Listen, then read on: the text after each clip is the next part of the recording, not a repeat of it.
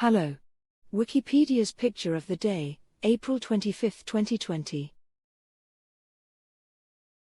Today's video is about tract housing.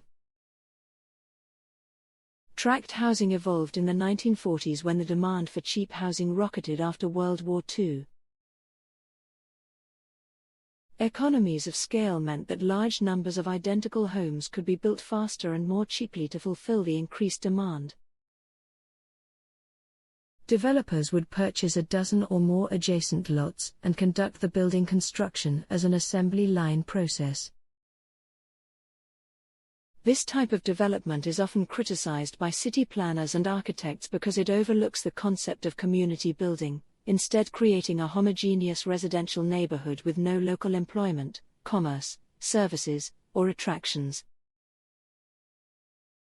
This aerial photograph shows tract housing in the suburbs of Markham, a city in Ontario, Canada. Thanks for watching. And don't forget to like, comment, and share.